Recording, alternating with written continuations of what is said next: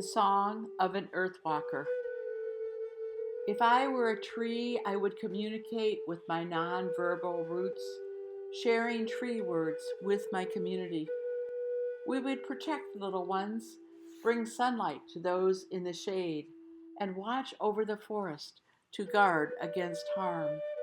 I would smile in green at the breezes and offer my limbs to the birds and animals who need a home. If I were a fragrance, I would be the scent of the moon. I would be clear and bold, but only if one looked for me. I would offer my fragrance as a solace, as a way through confusion and a place of rest. I would ask that you pause and reflect in the night, to take in the peace that the moon would offer. I would remind those who can smell me that I am a reflection of the sun and that I am always in the night sky. If I were a rock, I would sing in low tones. You may not be able to hear me. You have to sit very still to listen to my utterances.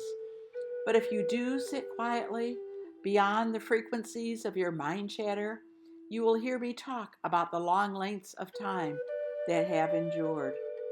You would be able to change your perspective and understand patience differently.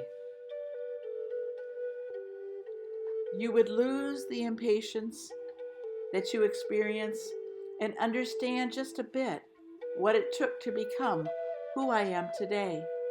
If I were a rock, I would help you to understand that your ideas of progress and process are very different than mine.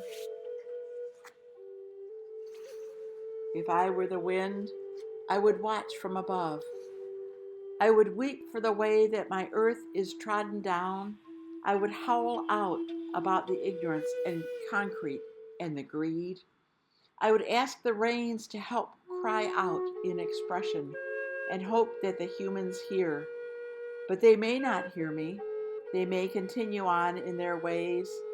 I am not wrathful or cruel. I am not bent for destruction. But as the wind, there are times when my force is strong. I am not a free agent. I am connected with all the earth ways. If I were a mountain, I would invite you to see from my perspective. I would invite you to stand on my highest peaks and my lowest valleys. I would ask you what your worldview is now. Has it changed? Looking out from my highest peak is very different. Your problems can barely be seen, if at all. I have stood for so very long. I continue to stand until perhaps one day I will crumble into the sea. But for now, I invite you to see from my heights and from my deepest lows. A shift in perspective can help so much.